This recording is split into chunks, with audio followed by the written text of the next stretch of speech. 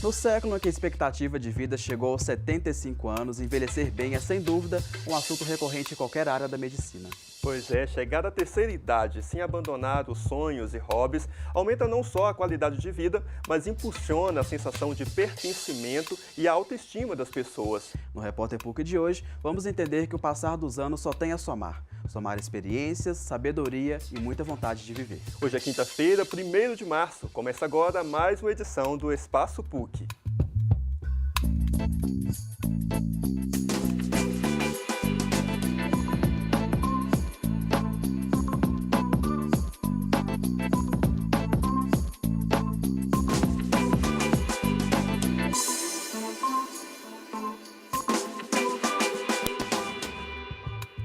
Olá! Segundo dados do Relatório Mundial de Saúde e Envelhecimento, divulgado pela Organização Mundial da Saúde, o Brasil deve somar cerca de 65 milhões de idosos em 2050, mais do que o triplo do número calculado no ano de 2010, que era de 21 milhões. Isso significa que, para cada 100 jovens, o Brasil terá 258 idosos, fato que está diretamente relacionado com o aumento da expectativa de vida do brasileiro. Mas engana-se quem pensa que o pessoal da terceira idade vai ficar parado, hein? Eu fui até o Centro de Referência da Pessoa Idosa, aqui em Belo Horizonte, e eu conheci uma turma que resolveu aproveitar a aposentadoria para resgatar antigos sonhos. Confira.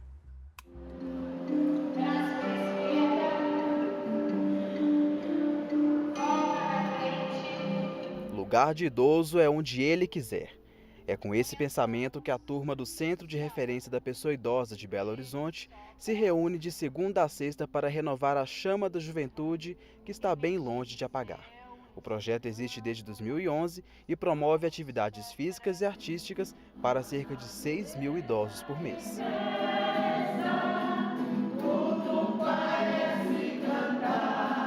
O cunho de todas as atividades é manter a pessoa idosa em plena atividade, resgatando projetos abortados ao longo da sua vida e estando em atividade, podendo executar aquilo que não pôde executar em outros momentos, devido às atividades cotidianas. Resgatar memórias fazendo o que gosta pode transformar a vida das pessoas de maneira surpreendente. A Cláudia encontrou na música o caminho para vencer a depressão. Isso aqui para mim é uma terapia. Eu tenho problemas seríssimos de depressão e desde que eu comecei a cantar, eu senti uma diferença muito grande, uma melhoria tamanha na minha vida. E acho que isso aí é um exemplo que eu passo para todo mundo que está aqui. Faça música, não tem coisa melhor. Todas as músicas são da época deles e eu faço o treinamento exatamente trazendo a lembrança daquele que ficou lá no passado, trazendo hoje para o futuro, para a melhoria de vida de cada um deles. Dona Maria é pianista e professora de teclado. Hoje, aposentada, ela tem a oportunidade de resgatar o sonho antigo, tocar violão. Eu tocava muita coisa, mas minha paixão era violão, sabe? Aí eu pensei assim, oportunidade, né? Aí vim fazer. Tem muita gente aqui que é muito inibido, sabe? Assim, canta baixinho e tal. E agora tem um pessoal que já está se soltando mais, né? É questão de saúde mesmo, saúde mental, saúde de tudo. E timidez não é motivo para não fazer sucesso. Tem gente aqui que chegou de fininho e hoje já está até gravando CD. Já tem uns 2 anos ou 3, mais ou menos, que eu estou por aqui. E agora ele me pegou no laço para ser monitora da turma iniciante. Então aí, estamos desenvolvendo esse trabalho aí e está dando fruto. Já temos 2 ou 3 CDs já gravados e estamos tocando para frente aí. Já sei, minha filha, não precisa me dizer mais nada. Eu sei aonde é meu lugar. Outra opção de atividade é o teatro. Em parceria com o Centro de Referência de Assistência Social, o CRAS, o Centro de Referência da Pessoa Idosa coloca jovens e idosos atuando juntos para promover a troca de experiências entre as gerações. E como isso faz bem a todos eles. Eu era uma pessoa assim, mais tímida e eu quis fazer o teatro para me soltar mais, ficar mais à vontade. Eles conseguem gravar bem melhor do que eu. Eu fico assim, nossa, eles conseguem gravar bem mais rápido e eles são bem alegres, sabe? Eles trazem uma energia que a gente não esperava. Essa energia contagiante mostra que nunca é tarde para ser feliz.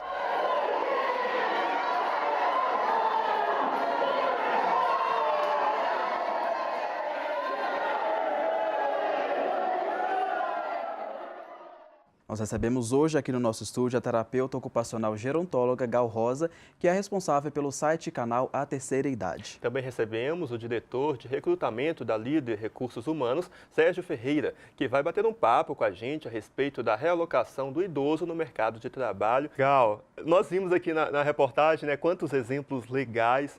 Antes de começar o programa, nós estávamos conversando aqui sobre o histórico da velhice no mundo, né? Poderia falar para a gente, para o nosso telespectador, é muito interessante essa história que eu não conhecia, André. É bem bacana. Você pode falar para a gente, Gal? Então, na verdade, se a gente acompanhar a linha de tempo, né, a linha da história da velhice, como é que a humanidade lida com isso desde o começo dos tempos, vamos dizer assim, a gente vai ter um apanhado de sempre ascensão e queda, né? Então, desde a época dos faraós, né? O faraó, a beleza era a representação de Deus, então envelhecer era quase que um pecado sendo ali pago, né?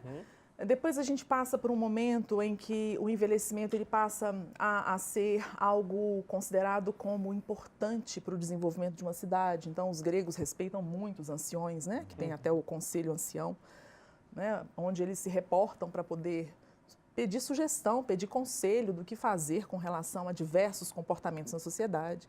Depois a gente volta de novo para uma época em que o envelhecimento começa a ser pesquisado, né, com o nascimento, com o surgimento dos conhecimentos da medicina. Né? Será que é uma questão de sanidade, de sanitarismo? Né? Será que é uma questão de... é uma doença? O que é o envelhecimento? Então, de novo, a gente tem aí uma percepção negativa. Tem um momento em que a velhice vai para os palcos, com Shakespeare. Né? Então, que representação que é essa? Né? A velhice é loucura, a velhice é degradação. Depois a gente passa por um momento em que a velhice ela toma uma representação bem distante do nosso desejo, porque a Revolução Industrial coloca que o poder, a força de produção é algo muito mais importante, e aí a gente tem aí um conjunto de preconceitos.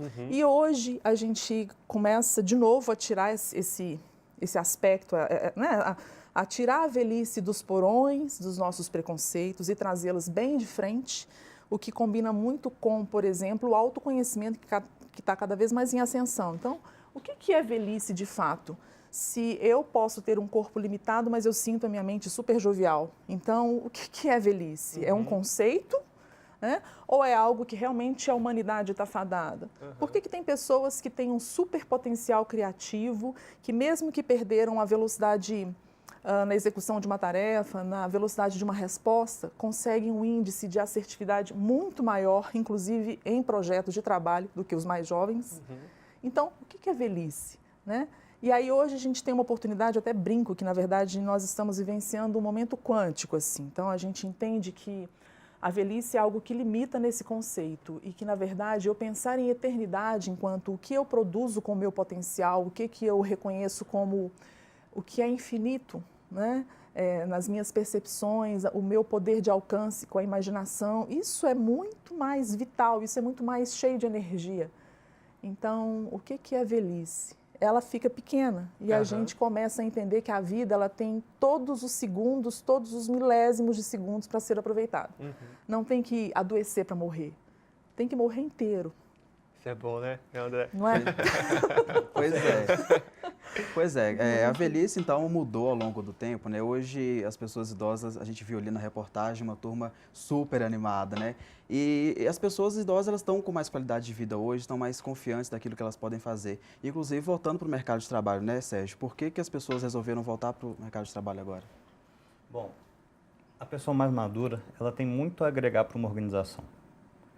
Ela pode trazer uma maturidade, uma experiência, um conhecimento que muitas vezes um jovem não tem condição de trazer. Existe um preconceito no mercado de trabalho?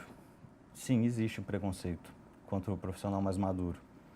Talvez ele não consiga desempenhar suas funções, talvez ele não tenha energia. Então, por que vou contratar um profissional que já passou a barreira dos 60 anos de idade? Em contrapartida, existem muitos profissionais que têm sim condição de exercer a jovialidade. Não tem idoso que é triatleta, que nada, que faz musculação, que faz uma série de atividades, que mantém não só o corpo, mas também a mente de uma maneira ativa, busca, sei lá, estar em redes sociais, conhecimentos de informática. Então, esse perfil, ele é muito bem visto e muito bem aceito pelo mercado. Ele precisa só encontrar o caminho onde ele vai ter sucesso. Dependendo do seu segmento, dependendo das suas experiências, mas sim, tem todo o potencial. E as empresas estão mais abertas neste sentido, de acolher a pessoa que está na terceira idade? Olha, trabalhando com recrutamento e seleção há um bom tempo, te diria o seguinte: infelizmente, existem empresas, isso não é informação que é explícita. Quando você vai pesquisar uma vaga de emprego, ninguém te fala, não quero profissionais com mais de 50 ou com mais de 60. Ninguém te fala, você não vai achar escrito em lugar nenhum. Mas quando a gente desenvolve os processos, a gente vai percebendo que aqueles profissionais não são bem aceitos. Já outras colocam isso como uma preferência. Teve um caso recente, uma empresa nos contratou, buscando um profissional que fosse gerenciar um condomínio grande. Eles falaram o seguinte: temos preferência por um aposentado. Por quê? Porque ele teria mais sabedoria, mais maturidade para lidar com todo aquele público que existia lá. E as experiências anteriores com jovens não foram bem sucedidas. E esse caso específico é bem interessante. O profissional que hoje está lá trabalhando, ele trabalha o dia inteiro, ele tem 70 anos de idade e à noite ele dá aula na PUC. Inclusive na PUC. Só fazer um comentário aqui, eu estava na aula, a gente estava conversando sobre o mercado de trabalho para jornalistas, e o professor disse uma coisa muito interessante, é que o jornalista, quanto mais idade ele tem, mais credibilidade ele tem no mercado. Sim. É contra a corrente, né? Eu vi a mesma coisa. Olha só. Pois é. E aí? Então, como que a gente pode, você falou da questão do preconceito das empresas em relação a profissionais mais experientes, né? Como que a gente pode resolver isso? Como que vocês acham? Difícil, né, Gal? Eu tenho... Vamos lá. A empresa ela precisa de um profissional que vai resolver os problemas dela. Esse é o cenário. Se ele é mais jovem, mais maduro, precisa de alguém que tenha aquela bagagem. Sendo mais velho, naturalmente a quantidade de bagagem é muito maior. O que é importantíssimo? Demonstrar sua jovialidade. Porque você pode ter uma pessoa de 50 anos que é velha e você pode ter uma pessoa de 70 anos que é super jovem. Depende muito de como a pessoa cuidou da saúde, da jovialidade, da mente, o que ela faz, o quanto ela estuda, o quanto ela procura. Isso faz toda a diferença. Um profissional, independente da idade, se ele consegue demonstrar que ele é capaz daquela atividade, eventualmente essa bagagem pode ser muito bem-vinda. E de fato, assim, posso completar? Gal, eu acho que a gente vai ter que parar aqui e fazer um intervalo. Mas eu vou querer completar esse negócio. Coitada da Gal. Pois é, então no próximo bloco a gente continua essa conversa, não sai daí.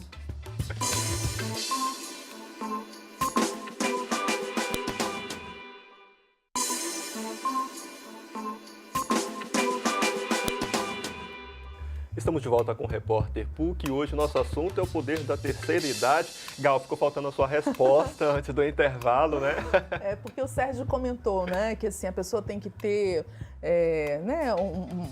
construído aí, de repente, uma jornada, tem que ter interesse em cuidar da saúde, do autoconhecimento, mas aquelas pessoas que não imaginaram como é que é aposentar e de repente estão aí às vésperas de aposentar, e começam a deprimir pensando, o que é que eu vou fazer agora? Eu nunca fiquei dentro de casa, e aí? Vai ser conflito. Geralmente isso acontece, né? Os homens começam a beber, começam a brigar com as famílias, porque nunca ficaram em casa.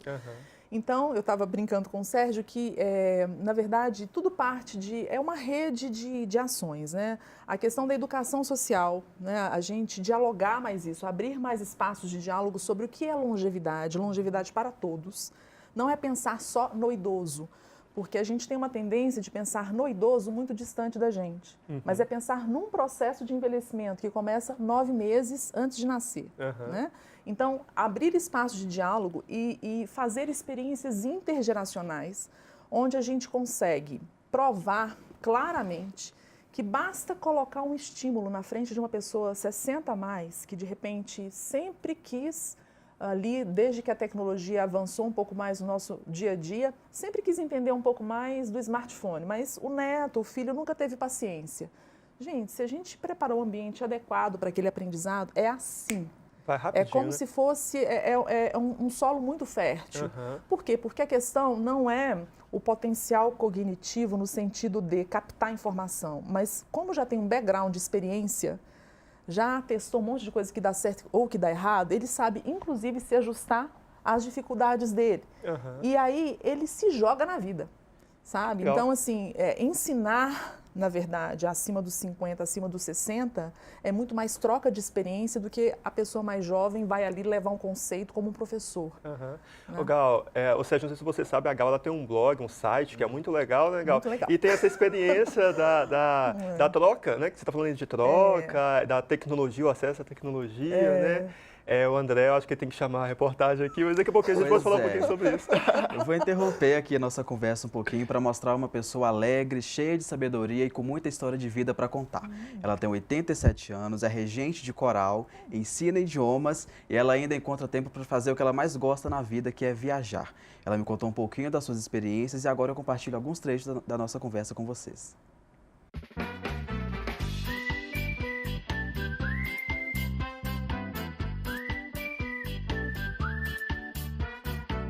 Se fosse olhar o que eu gosto de viajar, eu viajaria assim todo ano.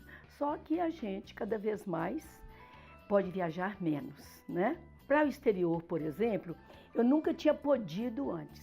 A primeira vez que para a América do Sul viajei, desde 70 e tantos, eu viajei, fui para a Argentina algumas vezes e tal.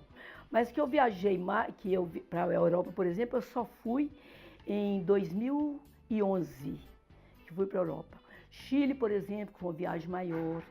Essa viagem do Chile eu fiz até com os meus alunos, porque eu trabalhei como coordenadora de espanhol na Polícia Civil durante 8 anos. As agências de viagem descobriram no idoso uma possibilidade muito grande de viajar. Por quê? Os idosos, em geral, não têm mais um compromisso de manutenção de família e tal. Na Itália, a gente foi à ilha de Capri. E é muita gente que vai à Itália e não vai à ilha de Capri. Eu achei muito bonito uma senhora idosa, um casal idoso da Argentina, como eles ficaram encantados. A mim me pareceu que eram duas crianças, porque eles fizeram exclamações tão lindas, assim, tão diferentes, sabe? E ficaram assim embebidos naquilo. Isso acontece muito. As descobertas e o mar, né? Por exemplo, você chega no Chile, a uma parte do Pacífico, o mar é verdinho.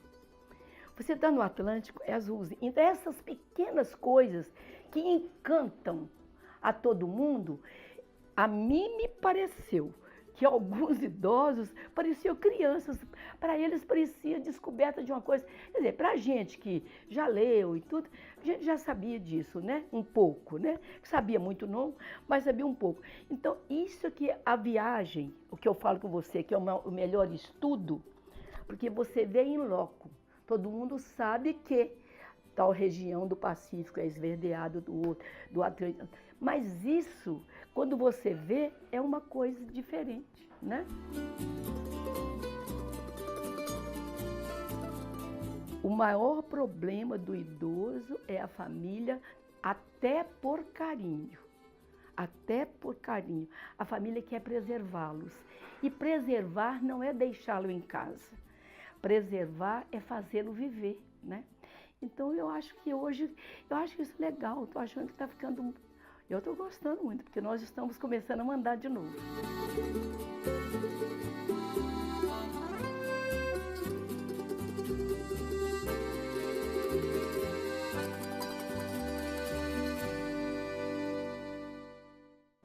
Oh, meu Deus, a Dona Clélia é um exemplo ótimo, né? Você viajar e ainda tem essas histórias super bacanas. Ela falou uma coisa que chamou muito a minha atenção aqui no final, que é sobre o cuidado da família, o carinho, até nisso tem que se tomar cuidado, né? O que vocês acham em relação a essa fala dela, a última?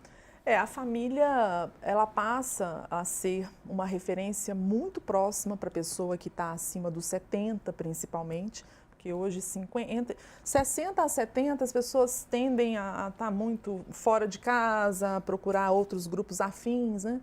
Mas a partir dos 70 para os 80 eu percebo que a família passa a ser o mundo ali, né? De referência.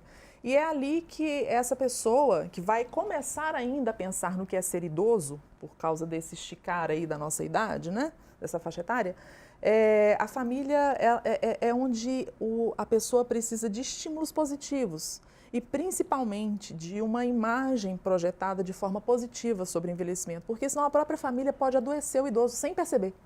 E aí o idoso se limita, dá trabalho para a família sem perceber. Por quê? Uma visão que não foi trabalhada com nenhum de nós, nem com o próprio idoso.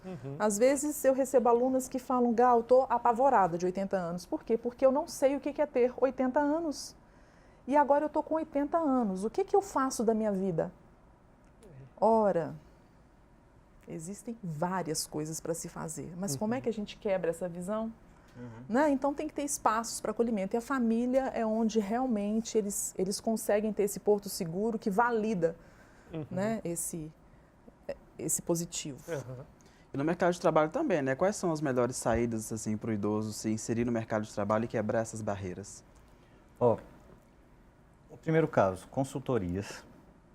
Porque, eventualmente, uma empresa pode não querer contratar um profissional para um regime integral, um profissional mais idoso.